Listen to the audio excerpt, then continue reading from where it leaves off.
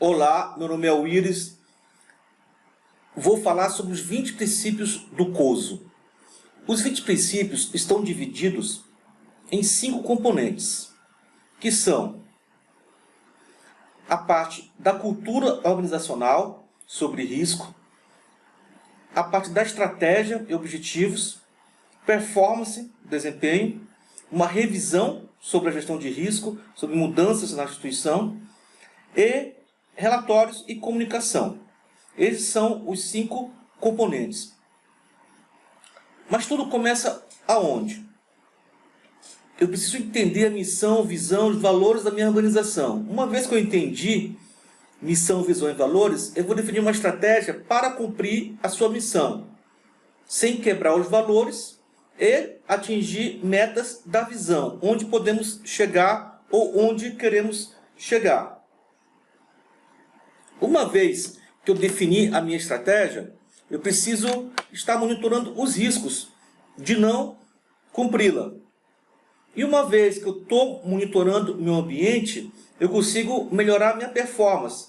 Então, a proposta de cumprir os 20 princípios é você aumentar o desempenho institucional, atender melhor o teu cliente, atender a tua missão, cumprir a tua visão com menor quantidade de surpresas. Ou seja, o teu cenário está sendo monitorado na visão de risco, integrado com objetivos estratégicos e focado no ganho de performance. Essa visão do COSO, de dividir em 5 componentes, a ideia é que você comece por dentro. Então imagina esses componentes sendo uma cebola, onde tem camadas. Então, esse conjunto de componentes representa a jornada de gerenciamento de risco de uma organização. Você começa com a missão e valores, percorre o arco-íris dos componentes, e em algum momento você vai estar além do arco-íris e obtém um desempenho aprimorado, ou seja, você otimiza os teus resultados. Então, no começo, eu tenho que primeiro definir a governança, definir a cultura de risco.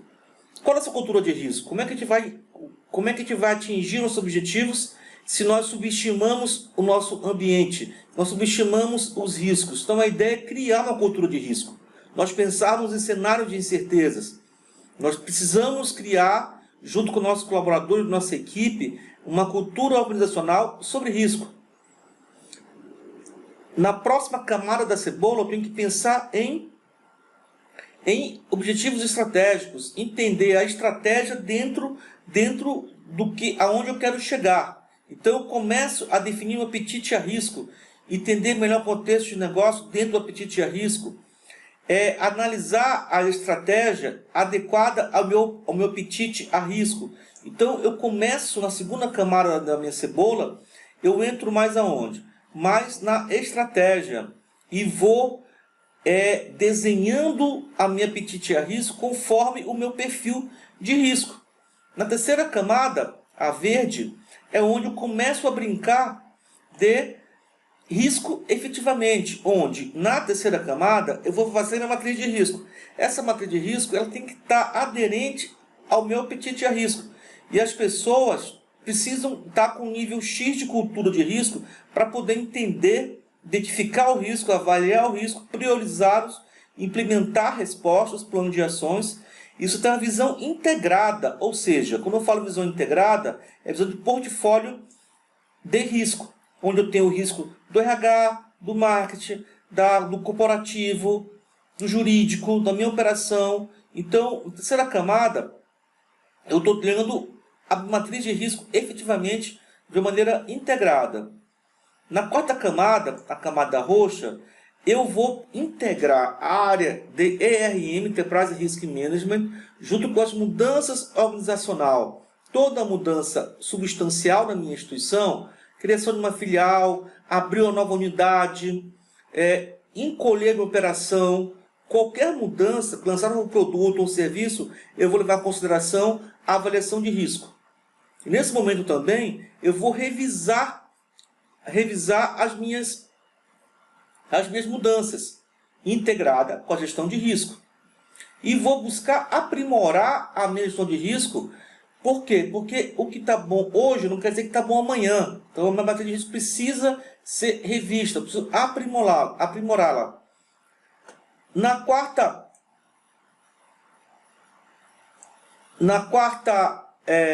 camada, eu vou trabalhar, na quinta camada, desculpa, eu vou trabalhar a questão das informações, comunicação e relatório. Ou seja, eu vou trabalhar a comunicação interna e externa sobre a questão de riscos. Uma vez que eu estou trabalhando o monitoramento dos meus controles internos, que eu estou monitorando os meus riscos, eu vou começar a comunicar mais internamente e externamente.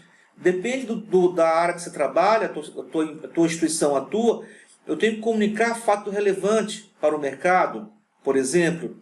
E eu preciso aprimorar também os meus sistemas de TI. Tá? Trilha de auditoria, eu tenho que trabalhar a vulnerabilidade dos meus sistemas e outros. Eu preciso fortalecer a cultura de risco. Então eu começo a divulgar os resultados, eu começo a monitorar, a fazer uma pesquisa interna para garantir o meu amadurecimento na questão de risco e comunicá-los.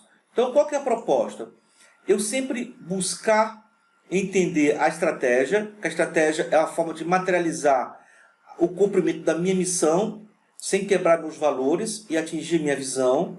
Uma vez que eu tenho minha estratégia definida, eu vou criar cenários de metas, mas eles têm que estar aderentes ao meu apetite a risco. Então eu vou começar a ter essa cultura de risco, apetite a risco. Uma vez que eu tenha isso, eu vou trabalhar a matriz de risco. Uma vez que fiz matriz de risco, o mundo está mudando, a empresa está mudando. Qualquer mudança na minha organização, eu tenho que atualizar a matriz de risco. As pessoas têm que participar das reuniões de tomar de decisão e incorporar o risco como uma das variáveis para fechar uma decisão, para dar o deal da decisão, para dar o fechamento. Vou comunicar isso internamente e também externamente a questão de risco conforme o perfil de risco da minha empresa, conforme o meu setor. Então, esse é um vídeo sobre os 20 princípios do COSO, agrupados em seus 5 componentes. Meu nome é Willis, estou à disposição.